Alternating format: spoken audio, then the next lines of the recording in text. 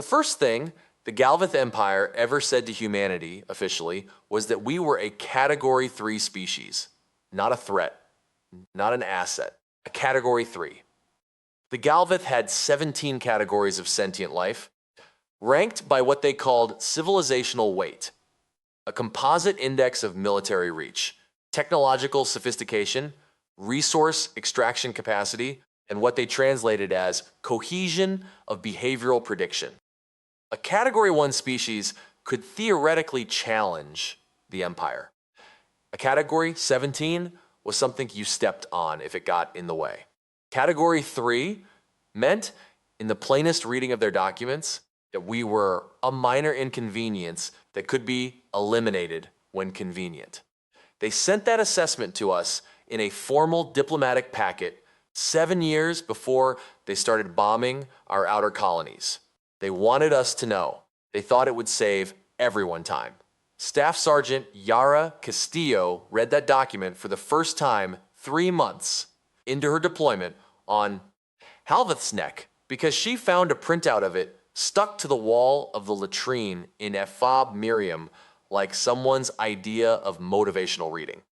She stared at it for a long time with her pants around her ankles. Then she pulled a black marker from her breast pocket. She always had a marker, always. And in the white margin at the bottom, she wrote, Category 3 says hello. She tacked it back up on the wall. By the following morning, someone had added, Category 3 sends its regards. By evening, there were 37 additions to the margin, and the paper had been taped to a piece of plywood to protect it from moisture. That was how Halveth's neck worked. You either found a way to make the thing funny or the thing killed you from the inside before the Galvith got a chance to do it from the outside. Halveth's neck was a geological freak, a long, thin peninsula of mineral-dense highlands jutting into a valley that had, over the past 22 months, become the most actively contested square kilometer of ground in humanity's entire war with the Empire. The Galvith wanted it because the highland substrate was threaded with viridium ore, which powered their faster-than-light drives at roughly 3 times the efficiency of any alternative. Humanity wanted it because if the Galvith got the viridium, they could move 3 times as many ships, 3 times as fast, and then the math of the war stopped working in the direction humanity needed it to work. Castillo's job, technically, was to maintain and improve defensive fortifications along the next western ridge. In practice, her job was to patch what the Galvith cracked, to fill in what the Galvith blasted away, and to figure out creative new ways to make 20 meters of hardened clay and prefab polymer hold against an enemy that could, by all rights, just sit back at range and vaporize the whole ridge if they were willing to absorb the seismic risks to the ore veins below. That was the thing people back on Earth never quite grasped. The Galvith were not stupid. They were extremely, almost beautifully precise in their calculations. They hadn't bombed the neck into a crater because bombing it would destabilize the substrate and fracture the ore. They hadn't gassed it because certain atmospheric compounds reacted badly with viridium at high temperatures. They fought at close quarters on Halveth's neck for the same reason humanity did. Because the thing they wanted was fragile, and the only way to take it without breaking it was to walk in and take it personally. Castillo had opinions about this. Mostly she thought it was funny, in the hollow stomach way that things stopped being dark and crossed over into absurd. 2 civilizations, one of which had faster than light travel, and the other of which had figured out how to reliably get to Alpha Centauri in under 6 years, fighting over a strip of rock with shovels and fixed position artillery, because the thing under the rock was too valuable to blow up. She'd done a sketch of it once, a Galvith soldier and a human soldier, both on all fours in the mud, glaring at each other across 20 meters of contested ground, while the stars wheeled overhead full of battleships neither of them could use. She'd called it the dignity of war. It hung on the inside wall of the command bunker next to the tactical maps. Major Elena Fioretti had looked at it for a long time the first morning it appeared, and then she'd said, "Castillo, is that a Galveth soldier with a shovel?" And Castillo had said, "Yes, ma'am." And Fioretti had said, "Good," and that had been that. The garrison at Fob Miriam numbered 312 soldiers at full strength. It was rarely at full strength. After the Galveth's third push of the month, an assault that had taken 12 hours to repel and had cost humanity 6 dead and 19 wounded against an estimated 60 Galveth casualties. The garrison stood at 291 effectives. The Galveth knew those numbers. Their intelligence was meticulous. Their scouts, small, hard to detect, moving in patterns that seemed random until you watched long enough to realize they weren't, had been mapping Fob Miriam's positions for weeks. Castillo knew this because she'd caught one once. Not killed it, caught it. It had gone very still in her hands, the way some animals go still when they believe absolute stillness will make them invisible, and she'd looked into its compound eyes for a long moment and then set it down and stepped back, and it had run, and she'd let it run because she needed it to go back and tell whatever it told. She told Fioretti about it afterward. Fioretti had said, "What exactly did you communicate to it by letting it go?" Castillo had said that we're not afraid of them knowing where we are. There was a long silence. "Were you afraid?"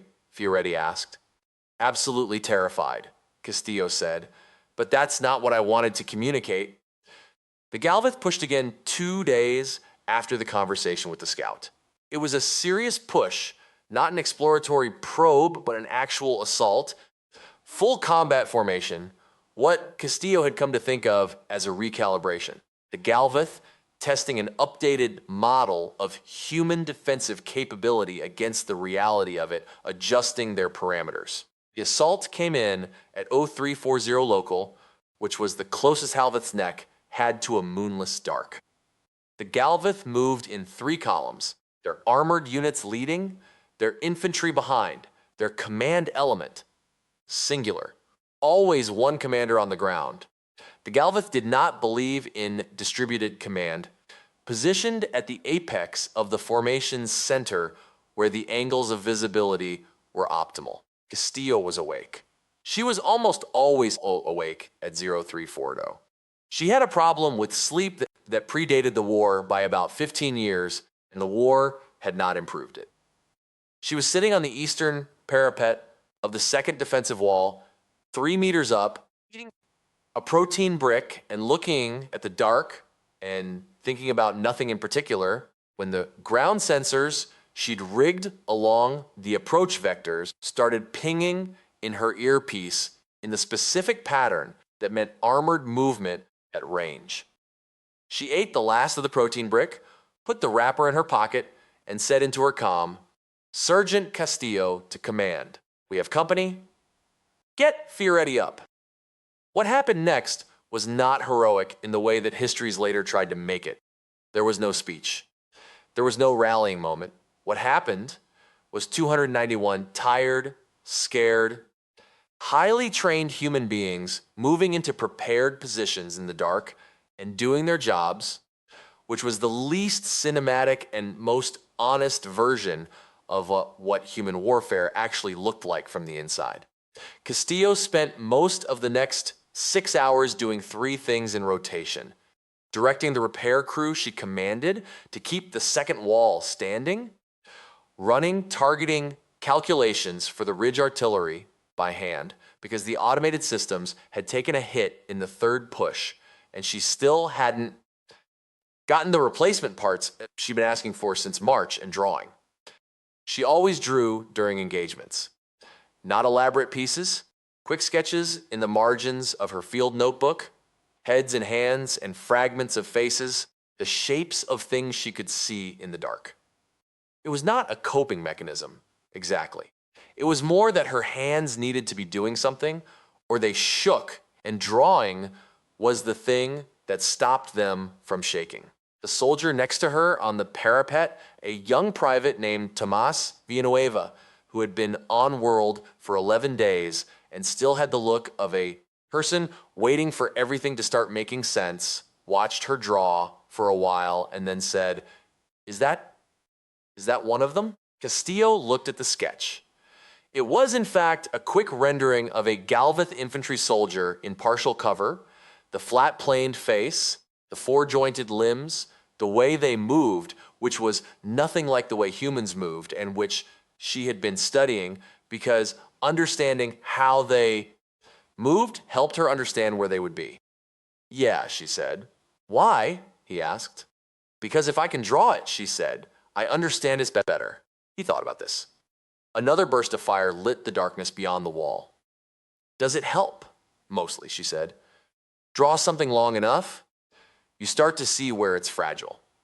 He didn't say anything after that, but when the next lull came, she saw he'd borrowed someone's notebook and was making his own marks on the page.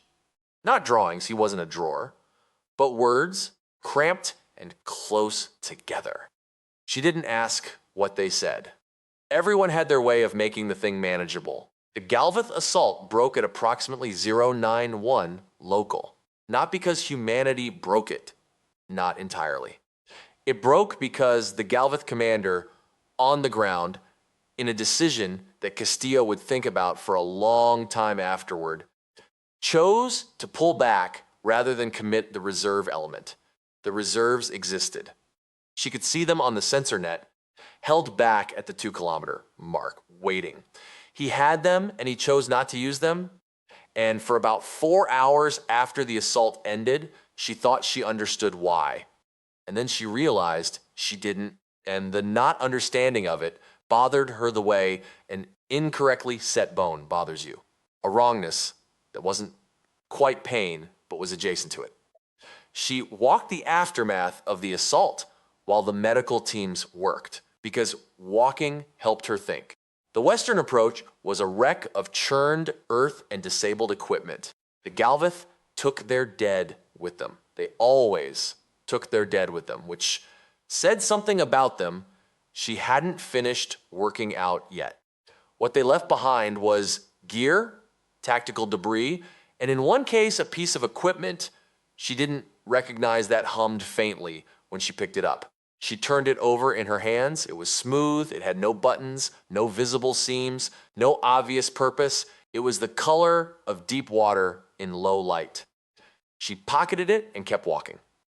The day after a major engagement had a particular texture to it. The specific exhaustion of adrenaline metabolized over hours. The hyper-real clarity of things seen too clearly after a night of darkness and noise. The strange communal warmth of people who have been through something together and are now on the other side of it. Castillo moved through that texture and stopped at the east wall where she had, over the past 6 weeks, been painting, not decorating. That was the wrong word for it. She'd started painting the east wall because she'd been thinking about the scout she'd released and about what the Galveth scouts were sending back to their commanders and about what their commanders would make of what they received. The Galveth were meticulous. Their intelligence was systematic. They would catalog everything they could observe about the human garrison, and they would put it into a model, and from that model, they would generate predictions, and from those predictions, they would generate their assault plans. What if Castillo had thought the thing they couldn't model was worth more than anything else she could put on that wall? So she'd started painting. It was a mural, technically, if you were generous with the word. It stretched 12 meters across the east wall's facing surface. It showed in acrylic pigment mixed with the red iron dust that blew off the highlands when the wind was right, a series of figures. Human figures in the sizes and proportions that meant something to her, her mother's hands, which she painted from memory, broad and capable and dusted with flour. Her nephew's face, 3 years old in the painting, laughing at something off frame. the face of a man she had known very well for 2 years, and then lost in the fighting near Callaway Station, rendered with the particular care she gave to things she didn't want to forget. 6 or 7 other faces, names scratched in cramped letters beneath each one. The human shapes of grief and love and memory, large as life, looking east toward the Galveth lines. People at FOB Miriam had had various reactions to the mural. Some of them stood in front of it for a while. Some of them added things, a small dog that Sergeant Priya Okafor painted in the lower left corner in memory of a pet from childhood, the words Mabuhay ang Pilipinas that Castillo's XO had put in faded blue along the upper edge, a child's handprint, size small, paint color yellow. Origin unexplained. Near the center, that had appeared one morning with no note. The Galveth scouts had been photographing it for 3 weeks. Castillo knew this because she'd mapped their observation positions, and she'd noticed that the east wall was consistently one of their priority targets. Whatever they were sending back, whatever interpretation their commanders were running through their models, the mural was making it into the data. She stood in front of it now, the morning after the assault, and added one more face. Fioretti found her there an hour later. The command packet from Fleet came in, Fioretti said. Her voice had the specific flatness it got when she was managing her own response to something. Reinforcements are not coming. Castillo didn't stop painting. How long do they think we can hold? Officially, they're asking us to maintain position for an additional 90 days pending resupply. And unofficially? Fioretti was quiet for a moment.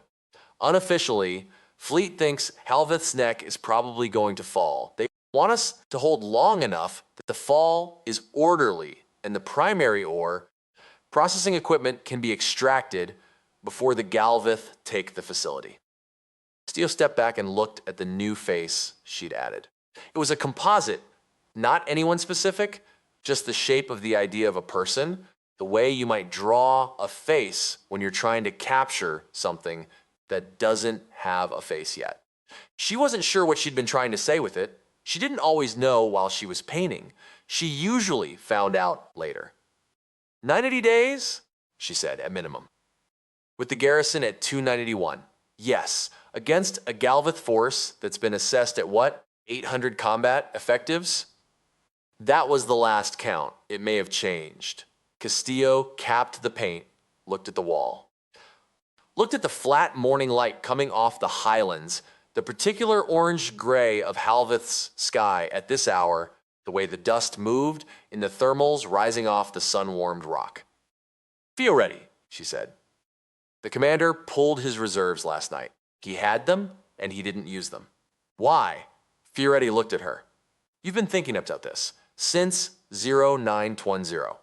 What's your read? He didn't use them, Castillo said slowly, because he was waiting to see something that he expected to see and didn't. What was he expecting to see? I don't know yet.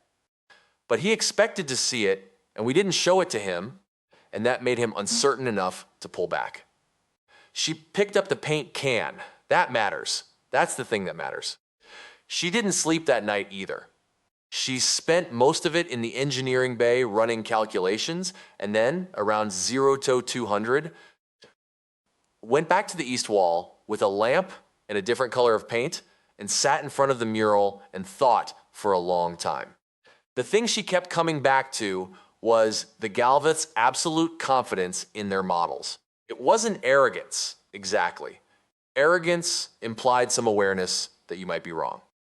The Galveth, as far as she'd been able to observe them, did not seem to process the possibility of being wrong in the way that humans processed it. They updated their models when new data came in. They were genuinely empirical in that sense, but the model at any given moment was simply what was true. They acted as though reality was obligated to behave according to their current best assessment of it, and when it didn't, there was a lag. Not a long lag, but a lag. Humans ran on a different operating system. Humans knew at some deep cellular level that the model was probably wrong. Humans planned for the model being wrong. The whole stupid creative mess of human behavior, the art, the humor, the music, the way they decorated their living spaces and marked their walls and passed flasks around in the dark and hummed songs that nobody had asked them to hum, was, in a certain light, an enormous distributed system for processing the gap between what you expected and what actually happened. The Galveth scout, she thought, had gone back and reported. The human garrison is at 291 effectives, and their eastern wall is covered in images of dead people and children. And we cannot determine the tactical significance of this. And the Galveth commander had stared at that report and felt, for perhaps the first time in this campaign, genuinely uncertain. She picked up the brush. The next 3 weeks were quiet, which on Halveth's neck meant a constant low level of probe and counterprobe, artillery exchanges, and intelligence gathering that accumulated casualties in the ones and twos without any single dramatic event to organize the loss around. The garrison dropped to 274.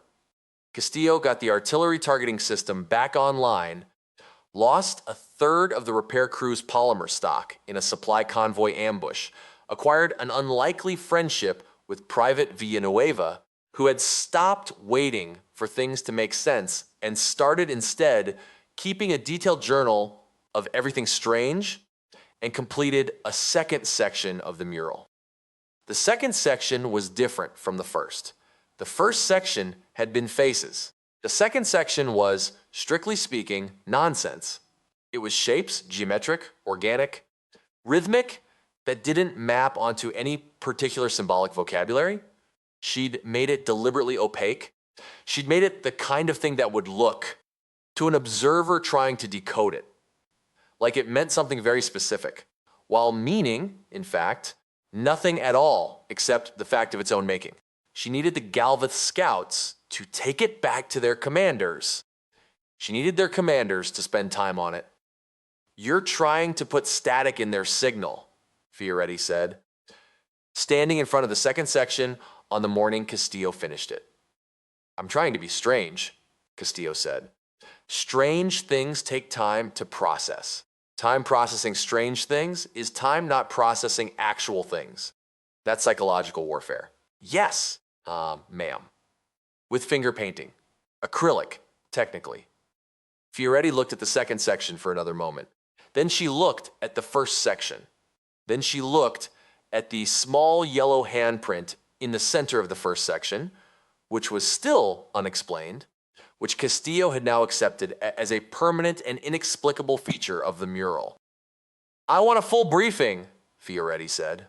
"Everything you know about their command structure, everything you've observed about their behavior patterns, and whatever theory you've been building in that head of yours. Tomorrow morning, command tent." Castillo said yes, ma'am. The briefing ran 3 hours.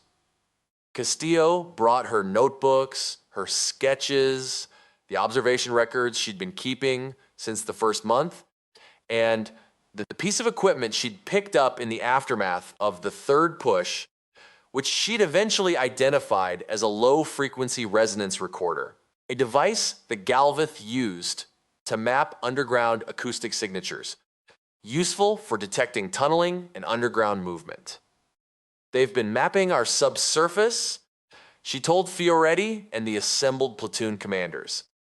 "Not because they think we're tunneling, we're not, but because they're operational. Doctrine requires them to have a complete sensor picture before any major assault.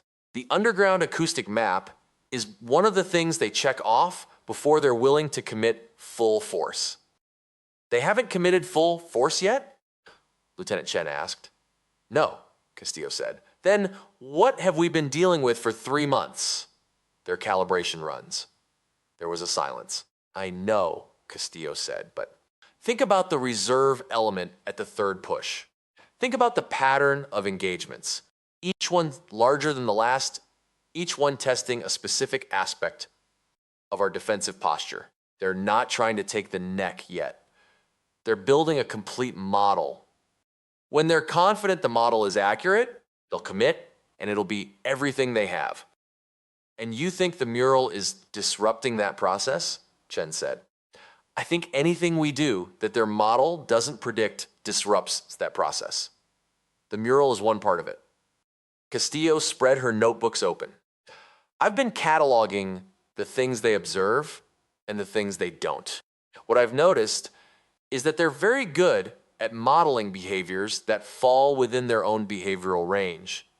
Combat formations, resource allocation, defensive engineering, that sort of thing. What they're not good at modeling is behavior that seems to have no utility function. Art, said First Sergeant Delacroix, art, music, humor, collective mourning. Anything that a strict utility calculus would classify as wasted energy. Castillo looked around the table. I watched a squad of their scouts spend 40 minutes trying to figure out why Villanueva was laughing. He was laughing because Okafor had tripped over a water reclaimer and made a noise that Villanueva thought was funny. They had no model for it. It went in the log as unknown behavioral anomaly, possible communication protocol, duration excessive. This got a laugh, which was appropriate because Villanueva was standing in the back of the tent and gave a small bow. What are you recommending? Fioretti asked. I'm recommending we stop trying to look like less than we are, Castillo said, and start trying to look like more than they can model. The strategy that came out of that briefing would later, when anyone wrote about Halveth's neck, be described in a variety of ways. Military theorists called it asymmetric behavioral disruption. Fleet's after-action report called it unorthodox tactical deception. Castillo, who didn't read either document, called it by the name she'd given it in her notebook, which was being ourselves, solves on purpose. It began with the music. Halveth's neck had two people who played musical instruments, a corporal from Nairobi named Adisa, who played a handmade stringed instrument she'd carried in her pack through 3 deployments, and a warrant officer from Osaka named Hideo, who had a beaten-up wooden flute he'd inherited from his father. They had never, until Castillo asked them, played outside. They played at night in the sheltered spaces of the bunkers in the way that music in combat zones is always played. Quietly, for yourself and the people near you, as a way of saying, I am still here and I am still human. Castillo asked them to play outside. Not constantly, not during engagements, not in ways that would compromise their positions. But in the hour before dawn, which was when the Galva Scouts were most active and the patrols least contested, she asked Adisa and Hideo to sit on the eastern parapet and play. The first morning, the Scouts came in closer than they'd ever come. The sensor net lit up. They weren't attacking, they were listening. The acoustic logs showed them recording the music, multiple captures, different angles. 3 days later, Castillo intercepted a Galveth command signal, not its content, which was encrypted, but its routing pattern that showed the recordings had been escalated to the regional commander's level. They flagged it as a possible weapon system, she told Fioretti. The best translation we have for the relevant term is something like tonal resonance attack mechanism. They think the music is some kind of directed sonic weapon, and they're trying to figure out what it's targeting. Fioretti stared at her. The flute. The flute.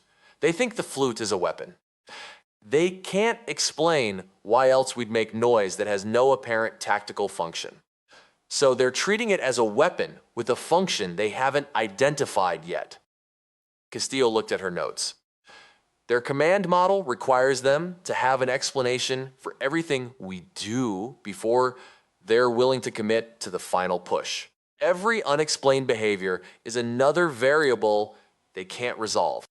Every unresolved variable pushes the timeline for the final push further out.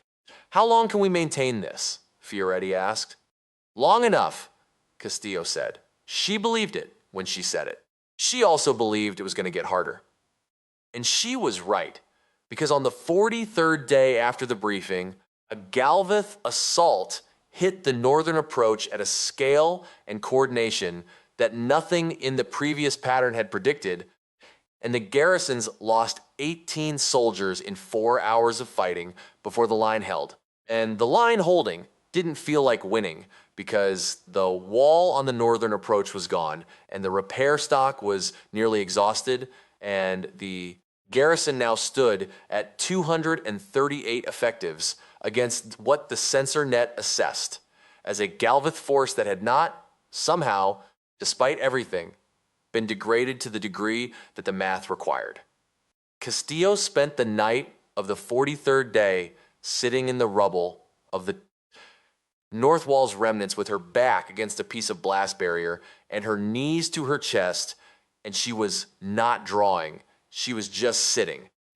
This was unusual enough that Villanueva came and sat next to her without being asked, and also said nothing because he'd learned enough in the past weeks to know when Castillo needed to talk and when she needed someone to sit in silence with. The silence lasted about 40 minutes. Then Castillo said he pulled his reserves again. I saw, Villanueva said, he had them. They were staged at the 3-kilometer mark. It would have been enough. She was thinking out loud, which she only did with Villanueva because he had the specific quality of listening without needing to fix anything. The northern approach was a real assault, not a calibration. He meant it, but he stopped short. Maybe he didn't think he needed to commit them. Maybe. She turned the problem over. Or maybe he's still not done with his model. Maybe he still has a variable he can't explain. She thought about the mural. She thought about the flute. She thought about the yellow handprint that had appeared without explanation and remained without explanation, and which the Galvith scouts had now photographed from 17 different angles over the course of 6 weeks. She thought about the scout she had caught and released. She stood up. I'm going to do something, she said. I need you not to tell Fioretti until it's done. Villanueva looked at her for a long moment. Define done. Either I come back or I don't. Another long moment. Then, you're going to their lines. I'm going to their lines. With what? She held up her hands. In the left hand, nothing. In the right hand, a roll of paper she'd taken from the engineering supply locker. The kind used for large-scale technical drawings, and a set of marking pens capped in her breast pocket. That's not a plan, Villanueva said. It's the only plan that might actually work, she said. They need a variable resolved. I'm going to go resolve it. She crossed the wire at 0245, which was as close to a safe window as Halvith's neck offered. She went in soft kit, no armor, no weapon, nothing that the Galvith sensors would read as a combat configuration. She went slow, the way you go slow when speed would be worse than stillness. The night was clear enough that the gas giant Halvith orbited was visible, vast and pale and indifferent. It lit the ground just enough that she could see where she was stepping, and not much more.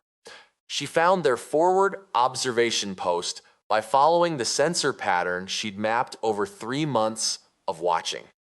There were 2 scouts there, standard configuration, one high, one low, and they saw her before she saw them, because of course they did, because she'd given up any pretense of concealment at the perimeter of their range and had walked straight at them at a pace that communicated, she hoped, the specific combination of intent and vulnerability that she needed it to communicate. They did not fire. She stopped 10 meters out, put her hands up, empty, the way humans do, the way that is the most universally human gesture because it is the most honest one. Look, nothing in my hands. Then she sat down, on the ground, cross-legged, in the pool of pale gas giant light and unrolled the paper in front of her. She drew the Galvith commander. Not from direct observation, she'd never seen him clearly enough for that. But she had his posture from the engagement data, the way he moved in the combat footage the garrison sensors had captured, the particular set of the head that she'd sketched a dozen times in her notebooks trying to understand how he thought.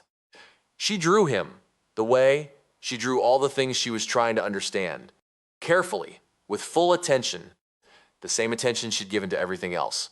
Her mother's hands, her nephew's face, the faces of the dead. She drew him looking at the mural. It took 40 minutes. The scouts didn't move. She could hear them, not their breathing. They didn't breathe the way humans breathed, but their sensor equipment had a specific low-frequency pulse that she'd trained herself to detect, and she could feel it against her skin. When she was done, she stood up, and she left the drawing on the ground, waited at the corners with small rocks from her pockets, and she walked back to the wire. She was halfway back when she heard, behind her, a sound she had no reference for. It was layered and harmonic and came from the scout that had been positioned high, the one that had the better angle on what she'd drawn.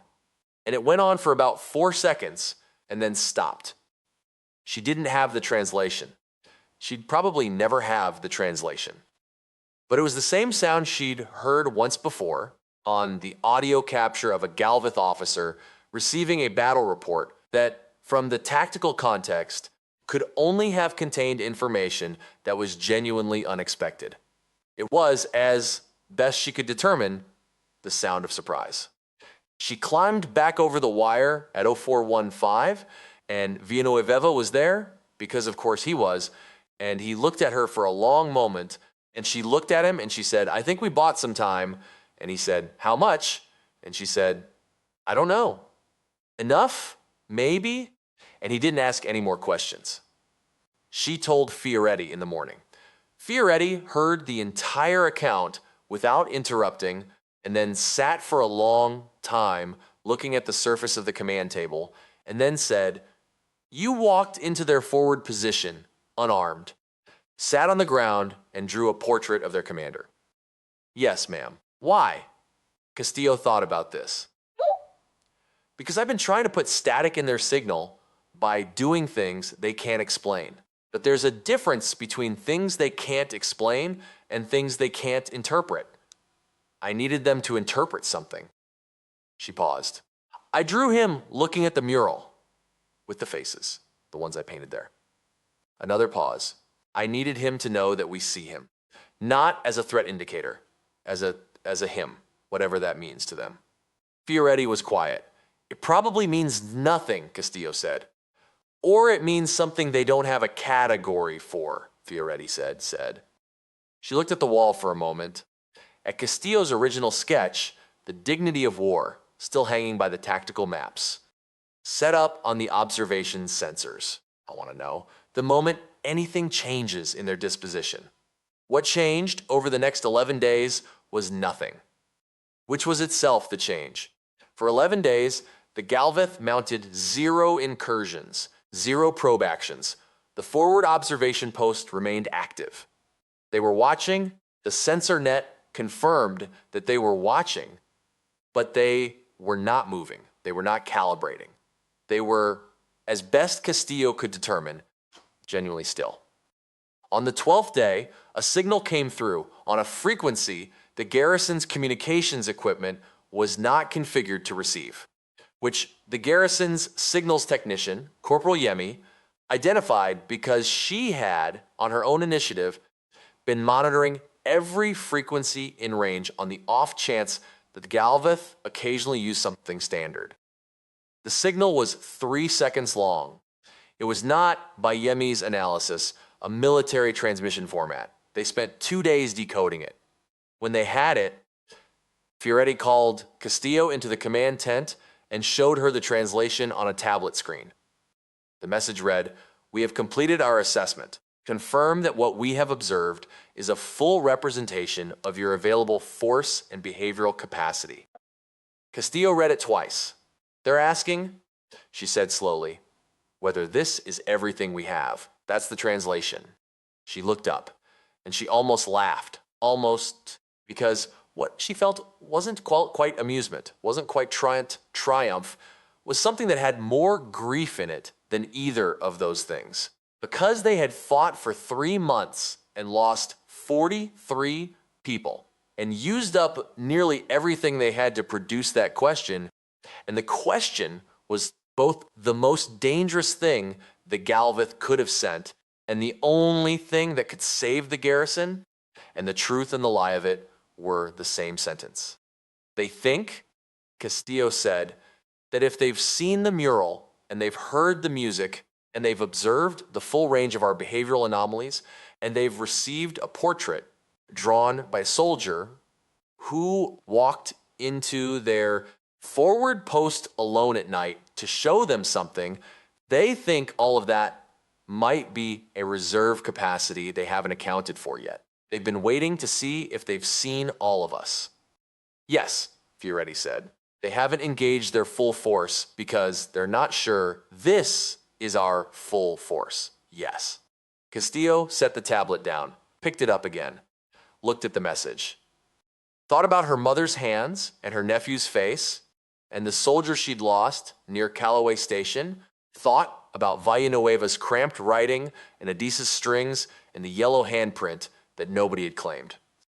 Tell them no, she said. Fioretti looked at her.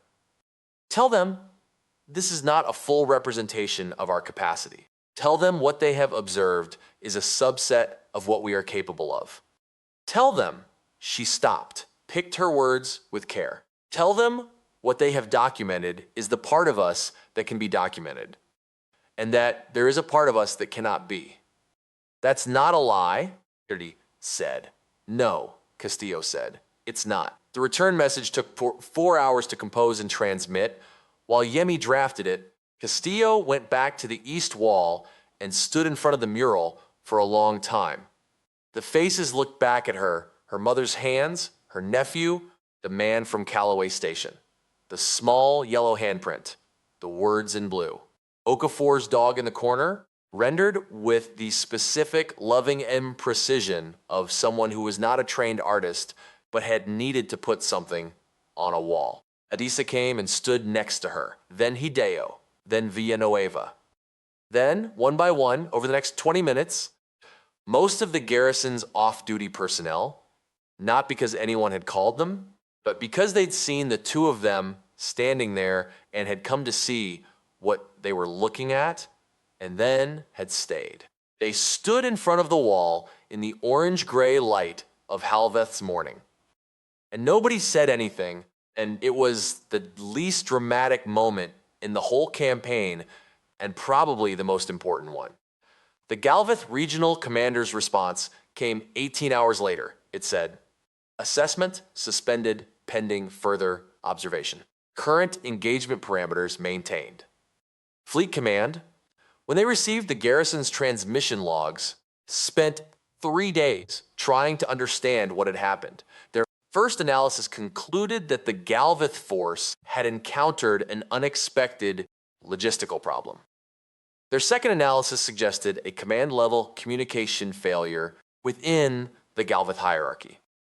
Their third analysis, written by a behavioral specialist who had never been to Halveth's Neck and had only the signal intercepts to work from, concluded, the Galveth Regional Commander has apparently determined that he does not yet have a complete model of human military capability and is declining to commit final force until he does. The factor preventing model completion appears to be behavioral data that does not fit existing Galveth classification frameworks. The behavioral specialist had included a footnote. It is unclear what specific data point has caused this assessment failure. Signals analysis suggests elevated attention to what is described in Galveth intelligence logs as the Eastern structure with unknown imagery and non-combatant symbolic content. This has been assessed by the Galveth Command as a Category 7 unknown, which in their classification system indicates a capability or resource that has no identified analog in known species behavior and cannot be safely ignored. The footnote had a subnote. Recommend further research into Galveth classification frameworks and the threshold conditions for Category 7 designation. Castillo never read this document. She was busy. The resupply convoy that Fleet had held, pending the outcome of the engagement, finally came through on day 81 of the extended hold, carrying polymer stock, targeting components, 340 replacement personnel, and because someone at Fleet Logistics had apparently decided to be a human being about it, a case of decent coffee and a set of artists' acrylics in a range of colors that the accompanying manifest listed as Morale Supplies Miscellaneous. Castillo opened the acrylics in the engineering bay and held the tubes for a while, and then put them in her breast pocket alongside the marker she always carried. The new personnel spent their first week getting oriented. Most of them found the mural on the second day. Castillo heard about their reactions secondhand, mostly stopped and looked. A few asked questions.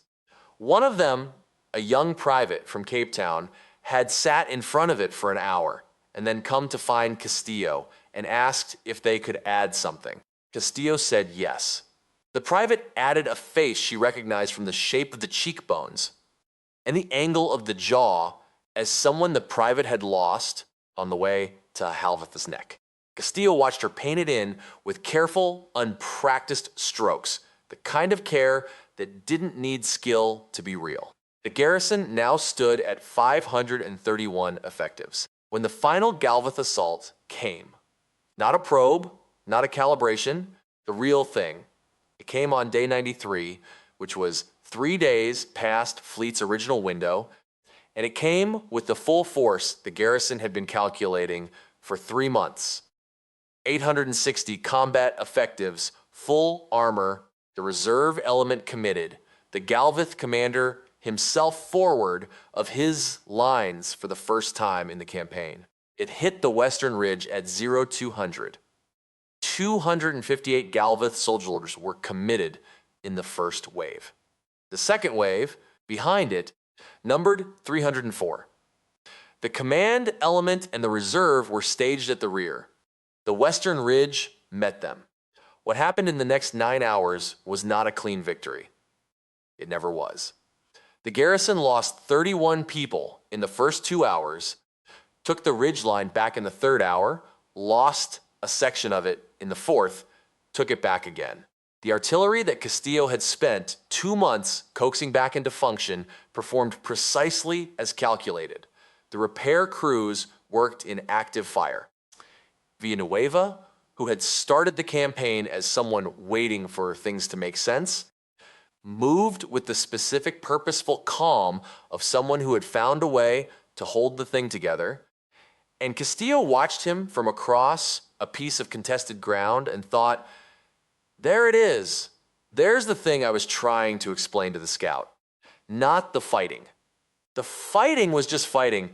It was terrible and necessary, and it was not what made humans difficult to predict.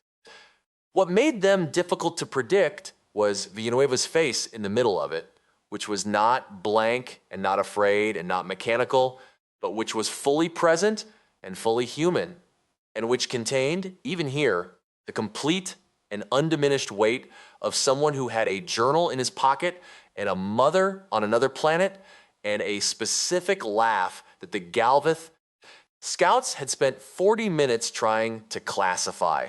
The Galveth commander pulled his reserves at hour 7, not to commit them, to withdraw them. The first wave had encountered conditions their model had not predicted. The second wave had encountered conditions that actively contradicted their model.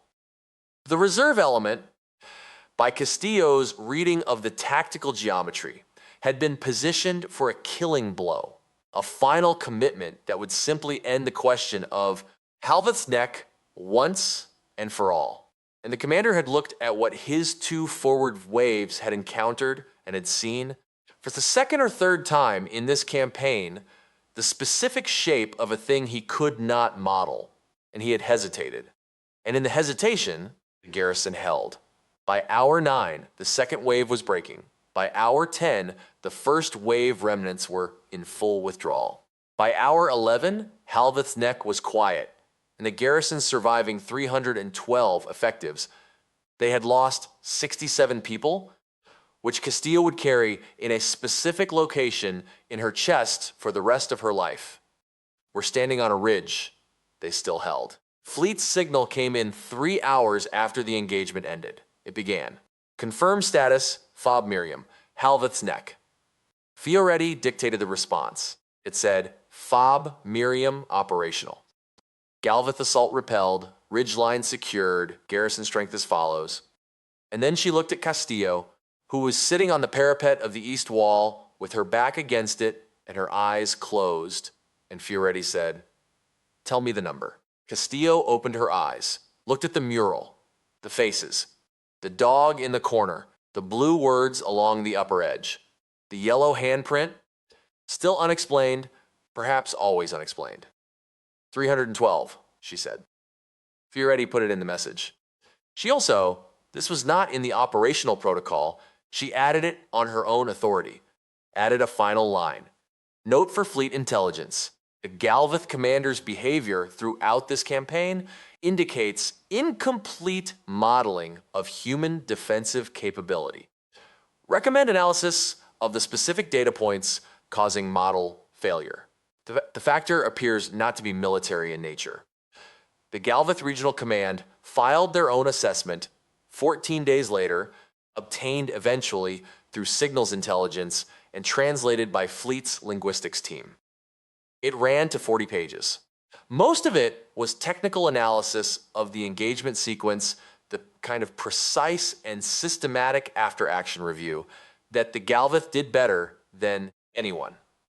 Page 37, under a heading that translated roughly as anomalous factors requiring category review, contained a section that Fleet's analyst argued about for 3 months. It read, in translation, the human garrison displayed behavioral patterns that do not fit existing classification frameworks for Category 3 species. In particular, the persistent marking of defensive structures with non-tactical symbolic content, images of deceased individuals and non-combatant figures, including small children, defies standard utility analysis. Human soldiers were observed treating these markings with evident significance during non-combat periods. The function of this behavior could not be determined. Additionally, deliberate production of sustained tonal patterns during low activity periods, which initial assessment classified as a sonic weapon, was subsequently assessed as non-weaponized and without identifiable tactical function. Analysis is ongoing. The behavioral capacity of this species may require reassessment. Current classification, Category 3, provisional. Review scheduled. The last page of the assessment, under summary, said, the question of whether the observed garrison represents the full behavioral capacity of the species remains unresolved. Evidence suggests the displayed behaviors constitute a subset of total human capacity, with the remainder yet as unobserved and unmodeled. Recommend suspension of major operations pending completion of comprehensive behavioral assessment. Timeline for completion, unknown. Castillo never read this document either.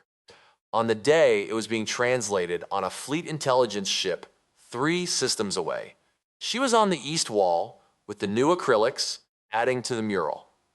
She was adding the faces of the 67. She worked the way she always worked. Slowly, with full attention, the specific care of someone doing a thing that mattered.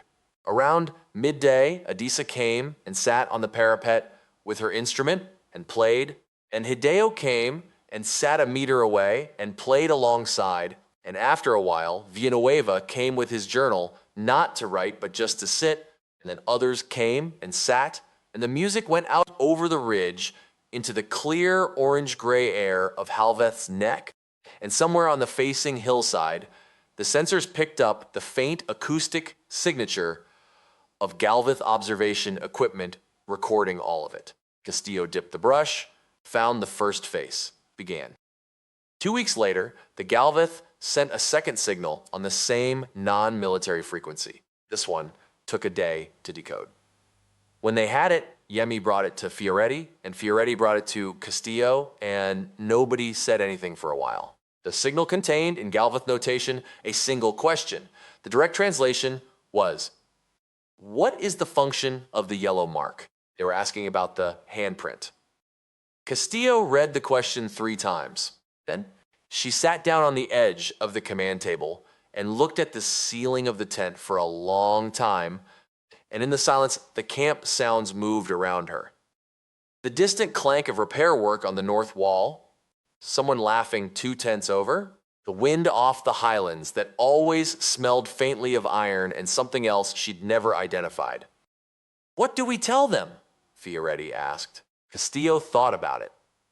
She thought about everything she'd learned in 3 months of watching the Galveth watch them. She thought about their models and their categories and their meticulous, exhaustive need to explain everything before they were willing to move. She thought about the yellow handprint, which she genuinely did not know the origin of, which had appeared one morning without explanation and had remained without explanation, which the Galveth had apparently been trying to decode for weeks. Tell them, she said, that it is the mark of the one who comes after. That's not a real answer, Fioretti said. No, Castillo said. It's not. She thought about it differently then. She thought about the fact that the Galveth were asking. They were asking a garrison of 312, now 531, but they didn't know that yet. A garrison that their own assessment had rated an acceptable operational loss, a species they had formally categorized as a minor inconvenience, and they were asking about a yellow handprint the size of a child's hand on a wall covered in the faces of the dead. They were asking because they did not know, and they had learned in the past 3 months that not knowing with humans was a condition that required careful attention, that the gap between what you had measured and what you were actually dealing with was the gap where things went wrong. Tell them, Castillo said, exactly what I just said, and add, we will keep painting. There will always be more that you've not seen. Fioretti looked at her for a long moment. Then she nodded once and went to find Yemi. Castillo went back to the east wall. The mural had grown considerably since she'd started it. It was not just her work anymore. It had become, gradually and without any plan, a thing that belonged to everyone at Fob Miriam. There were contributions she could identify by style, and there were contributions she couldn't identify at all, which was its own kind of information. Hideo had painted a small crane in the upper right corner, rendered in the spare, precise brushwork of someone who had learned a different tradition of image making. Someone had added a phrase in what Yemi identified as Yoruba. There was a rough landscape near the bottom right that Castillo was fairly sure was someone's memory of somewhere green and far away from Halveth's neck. There was a list of names in very small letters running vertically along the left edge, each one in a slightly different hand, each one added at a different time, the ink at different stages of weathering. There were 67 new faces, the ones she'd added after the final assault. She'd painted them carefully from whatever reference she could find.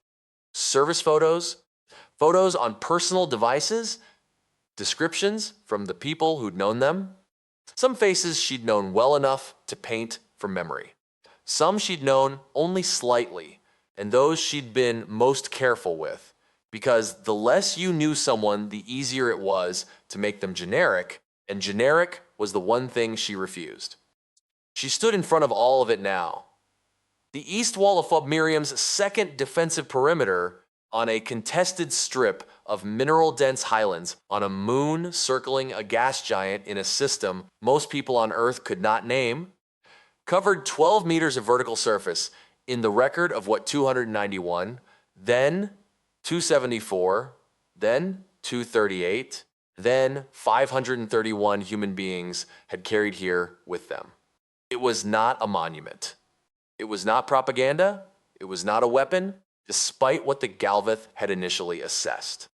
It was what it had always been, the thing you put on the wall when you needed to remember that the wall was worth holding. Villanueva came and stood next to her, as he often did. "Do you think they'll come back?" he asked. "Yes," she said. "When?" "When their assessment tells them to."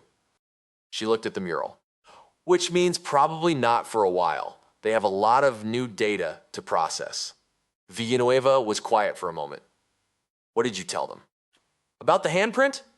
"I told them it was the mark of the one who comes after. He thought about this." "Is that true?" Castillo considered it. She thought about the private from Cape Town, painting a face onto the wall. She thought about the names in small letters along the left edge, added one by one, hands she would never meet adding words to a surface she had started. She thought about the fact that in 3 weeks or 3 months or 3 years, someone she'd never trained and never briefed would stand in front of this wall and feel something that she had, in some sense, put there and would carry it into whatever they were about to do. "Yeah," she said, "it's true." The wind came off the highlands, iron-smelling and cold, above the eastern ridge. Halvith's gas giant was beginning to crest the horizon, vast and unhurried, and in its pale, reflected light, the mural's colors shifted slightly. The reds going deeper, the blues going silver, the faces taking on the particular quality of things seen by moonlight, which is to say both less and more distinct than they were by day. Adisa came out with her instrument and didn't ask permission or explain herself, just sat down on the parapet and began to play the way she always did in the hour before dawn, and the sound went out over the ridge and across the contested ground and into the dark where the Galvith observation posts were already running their recorders, adding to the file, trying to determine the function. Castillo sat down beside Adisa and leaned her back against the wall and closed her eyes and listened. Somewhere in the Galvith command hierarchy, she knew someone was drafting a report, someone was looking at the latest acoustic capture and trying to place it in a framework, someone was writing unknown behavioral anomaly, repetitive tonal vibration, source and function as yet unclassified. She almost felt sorry for them. Almost. The music moved through the dark and the garrison listened and the wall held and the faces watched east and the yellow handprint. Small, paint color yellow, origin as yet unexplained, remained exactly where it had always been, in the center of everything, waiting for the one who comes after.